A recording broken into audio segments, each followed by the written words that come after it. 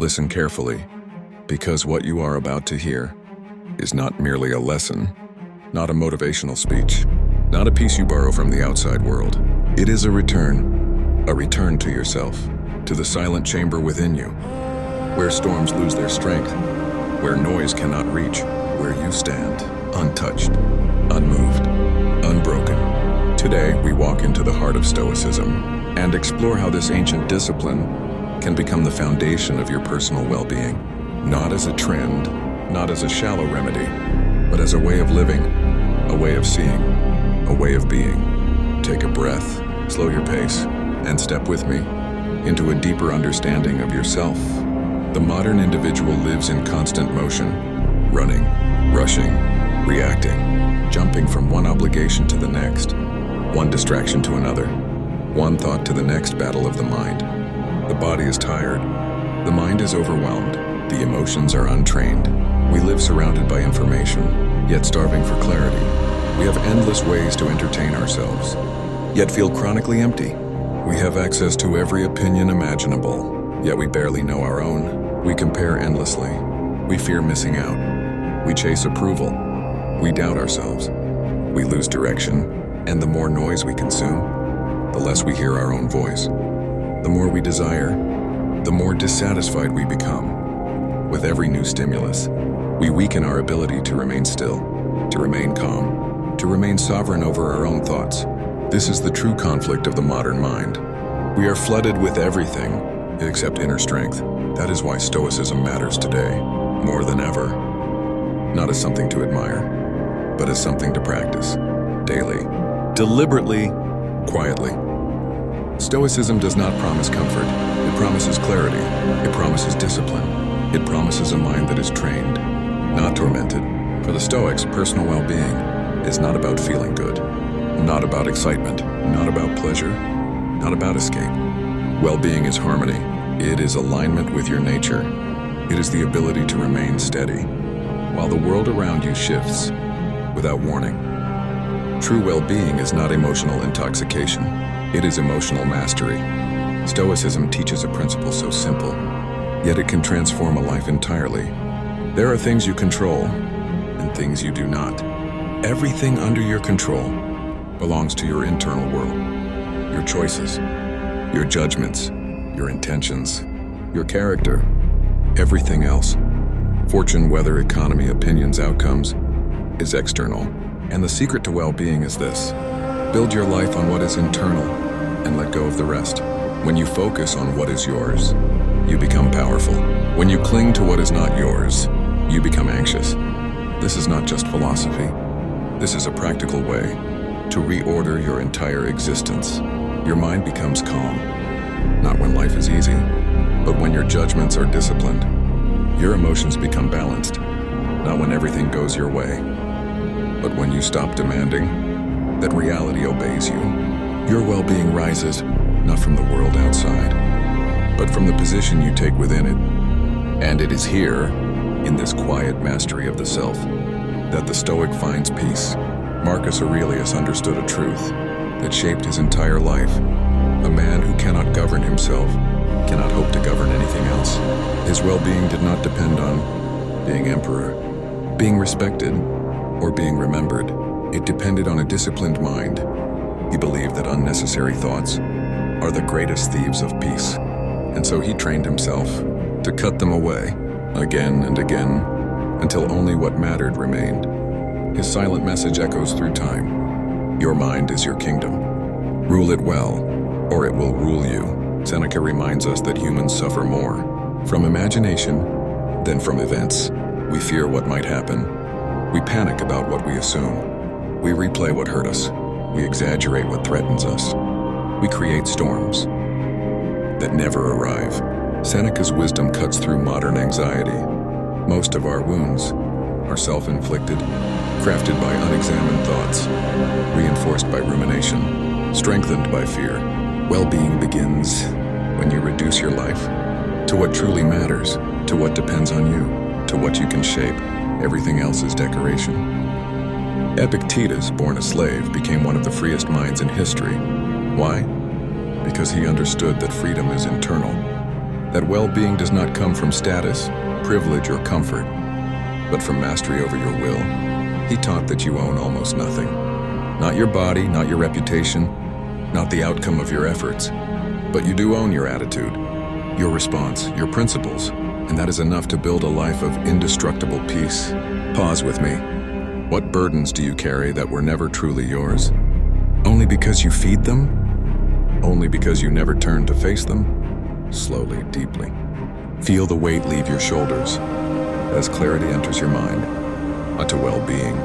What you carry is what controls you. There is a secret the ancient Stoics repeated again and again, a truth so simple that our modern minds often overlook it. You suffer more from what you refuse to release than from what you actually face. Letting go is not weakness, it is wisdom. It is the understanding that life is a river that never stops moving, and the one who tries to hold on to everything eventually drowns. Think of the emotional burdens you carry. Old resentments, broken expectations, guilt from the past, fears about the future. These things weigh more than stones. They occupy the mind, drain the spirit, and distort the present moment. Seneca wrote, "We are more often frightened than harmed, and we suffer more in imagination than in reality." What you hold in your imagination often hurts more than what exists in the real world. So I invite you to reflect. What have you been holding on to that no longer serves you? Whose approval are you still chasing? Which mistake tormenting your memory has already been forgiven by everyone except you? Letting go is not erasing the past. It is refusing to let the past erase you. A mind without discipline is a kingdom without walls. The Stoics were warriors of the inner world, and every warrior understands this truth. Without discipline, freedom is impossible. Self-discipline is not punishment. It is self-respect. It is the act of aligning your life with your highest values instead of your lowest impulses. In the modern world, distractions rule. Notifications, noise, endless scrolling, the constant call to give your attention away to something trivial. Marcus Aurelius reminded himself each morning, do what needs to be done. Do it with your entire being. Do not delay. Self-discipline is a form of quiet courage. It is rising above your excuses. It is choosing long-term meaning over short-term comfort. When you build discipline, even in small actions, waking up on time, training your body, reading, breathing, maintaining order, you begin to build a fortress around your mind. A disciplined life is not harsh. It is harmonious, it is peaceful. Because it is guided, not chaotic, ask yourself, what thoughts weaken you? What fears chase you? Breathe. This is the doorway. The Stoic shield against the world. You cannot control the world. You cannot control other people. You cannot control the storms that life decides to send your way. But you can always control one thing, your response. Epictetus said, "It is not things that trouble us, but our opinions about things." This means that external chaos is never the real enemy. The true battle is always internal. When the world becomes loud, become quiet. When life becomes fast, slow your breath. When everything around you feels unstable, become the rock that remains unmoved. Your peace is not a gift given by the world. It is a discipline created by you. The Stoics did not avoid difficulty. They walked into it with calm dignity, knowing that inner tranquility is not found by escaping life, but by facing life with a steady mind. You cannot choose what happens, but you can always choose what it means. The warrior within. Courage is not the absence of fear. It is the decision to move forward in spite of it. Every person carries fears. Fear of failing, fear of losing, fear of being judged, fear of not being enough. But courage begins the moment you realize this simple truth. Fear is not a stop sign. It is a signal directing you to where your growth waits. Epictetus reminded his students, difficulties show a person's character. If you wish to be great, welcome obstacles. Courage does not require grand gestures. Sometimes courage is simply getting out of bed when anxiety tells you to hide, speaking your truth when silence feels safer, trying again after disappointment, believing in yourself when doubt screams louder than hope.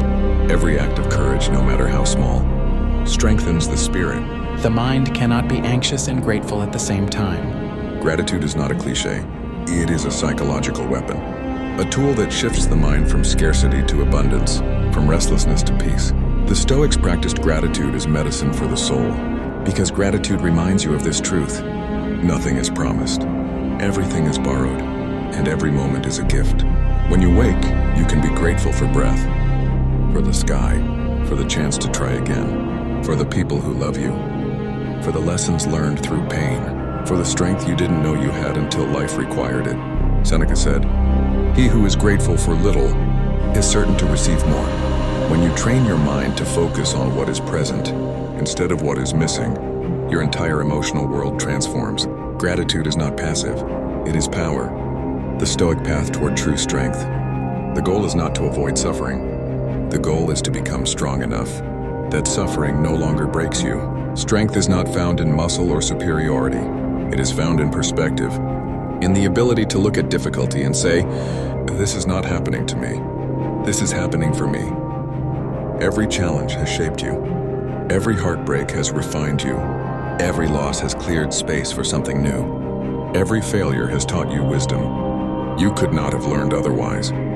Marcus Aurelius wrote, "The impediment to action advances action. What stands in the way becomes the way." This is not just philosophy. It is a way of living. Instead of resisting your obstacles, learn from them. Use them. Turn them into fuel. Your life becomes unbreakable when you stop asking for it to be easy and start asking to become stronger. A simple routine to transform your mind. To live a Stoic life, you do not need a temple, a monastery, or a distant mountain. You need a daily practice.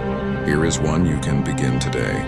1. Morning stillness. Before touching your phone, sit in silence for 1 minute. Breathe. Observe your thoughts without reacting. 2. Define today's virtue. Ask yourself, what virtue will I practice today? Courage, discipline, patience, gratitude? 3.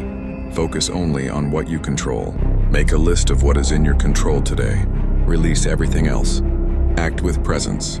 When eating, just eat. When working, just work. When speaking, truly listen. 5. Evening reflection. Ask yourself, what did I do well? Where did I fall short? What can I learn for tomorrow? This simple practice, repeated daily, reshapes the mind and strengthens the soul. The world needs your strength. You are not here by accident. You are not weak. You are not without purpose. Life has shaped you in ways you still do not fully understand. Your struggles have prepared you for the path you are now ready to walk. The Stoics believed that the world needs people who are grounded. People who remain calm when others panic. People who choose wisdom instead of noise.